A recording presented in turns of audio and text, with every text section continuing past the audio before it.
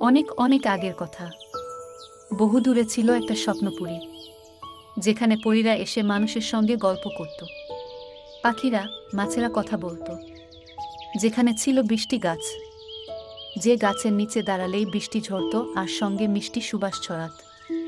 সেখানে ছিল একটা সুখ নদী, যে নদীর পাশে বসে দুঃখের কথা কইলে নদী তার দুঃখ দূর করে দিত।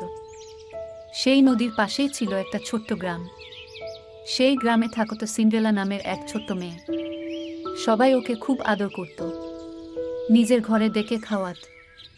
সে যে ভারী লক্ষ্মী মেয়ে, সারাদিন ঘুরত, প্রজাপতিদের সঙ্গে নাচত, বনের পাখির সঙ্গে গাইত। কি মধুর তার কণ্ঠ! তার গান শুনে বনের সব গাছের পাতা নাচত, জলের মাছ ডাঙায় উঠে সে গান শুনত। সন্ধ্যাবেলায় আকাশের পরীরা এসে গল্প করত তার সঙ্গে, আর নিয়ে আসত কত আজব আজব উপহার। সেসব পেয়ে খিলখিলিয়ে হাসত সিন্ড্রেলা। একদিন সুখ নদীর পাশে বসে একমনে কাঁদতে লাগল সিন্ড্রেলা। গাল বেয়ে টুপ করে এক ফোঁটা জল পড়ল সুখ নদীতে। সুখ নদী বলে উঠল, ওমা এ কি গো সিন্ড্রেলা, তোমার চোখে জল? কি দুঃখ তোমার? বলো আমার, সব দূর করে দিব। কাঁদতে কাঁদতে সিন্ড্রেলা বলল, আমার মা বড অসুস্থ গো সুখ নদী।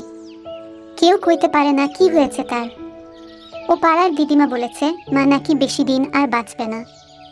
মা না থাকলে আমার কি কোনো সুখ থাকবে বলো? সিন্ড্রেলার কান্না দেখে পুরো নদীর জল কেঁপে উঠল। মাছেরা সুখ নদীকে মিনতি করে বলল, ও গো সুখ নদী, তুমি তো সবাইকে সুখী করো। সিন্ড্রেলার মাকে তুমি ভালো করে দাও, নাইলে আমরা আর কোনো মানুষের জালে ধরা দেব না। বনের গাছেরা মাটিকে বলল, মাটি, তুমি আমাদের সবাইকে বাঁচিয়ে রেখেছো, সিন্ড্রেলার মাকে তুমি বাঁচিয়ে দাও, নাইলে আমরা আর কোনো ফুল ফল দিব না। রাতে আলোচনা সভায় বসল সুখ নদী, বনের মাটি, বাতাস আর আকাশের পরীরা। সবাই এটা সেটা অনেক ভেবে খুঁজে পেল সিন্ড্রেলার মাকে বাঁচানোর উপায়। সিন্ড্রেলাকে ডেকে বলল, তোমার মাকে বাঁচানোর একটা উপায় আমরা পেয়েছি, কিন্তু কাজটা কঠিন। সিন্ড্রেলা কেঁদে কেঁদে বলল, তো বল কি সেই উপায়? মাকে বাঁচাতে আমি সব করতে পারবো। বেশ বেশ, তবে কাল ভোরে সূর্য মামা যখন আকাশে উঁকি দিবে, তখন একটা ফানুসে করে তোমায় উড়িয়ে দিবে।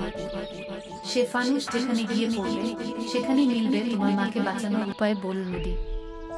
ভোরবেলায় একটা বড় ফানুসে বসিয়ে সিন্ড্রেলাকে আকাশে উড়িয়ে দিল সবাই।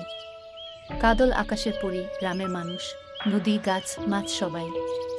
উড়তে উড়তে বহুদূর চলে গেল ফানুস, গিয়ে পড়ল অচেনা এক রাজ্যে।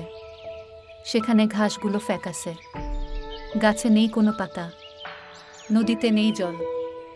হাঁটতে হাঁটতে এক বিরাট রাজপ্রাসাদের সামনে এসে দাঁড়াল সিন্ড্রেলা। অন্দরমহলে ঢুকে দেখো রাজা বসে কাঁদছে। তার কাছে গিয়ে বলল, আপনি কাঁদছেন কেন? রাজা মাথা তুলে দেখো লাল পেরে ঘিয়ে রঙের শাড়ি পরে দাঁড়িয়ে আছে এক মেয়ে। বলল, কে তুমি মা? কোথায় থেকে এসেছো? আমার এই রাজ্যে যে সন্ন্যাসীর অভিশাপ পড়েছে, তাই কোনো গাছে ফল নেই, নদীতে জল নেই।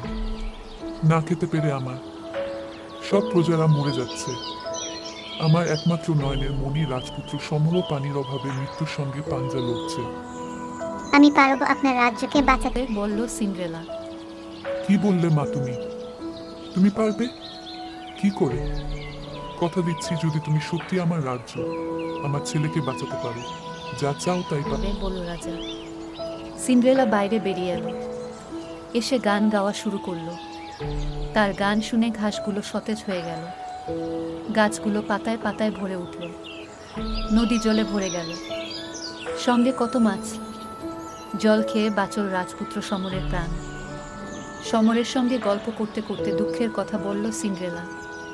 সমর বলল, আমি জানি কি করে তোমার মাকে বাঁচাবে। সিন্ড্রেলা বলল, কি করে? বলো আমায় সে উপায়ে। সমর বলল, তো এই রাজ্যের পূর্ব কোণে আছে এক বৃষ্টি গাছ। সে গাছের নিচে দাঁড়ালেই বৃষ্টি হয়।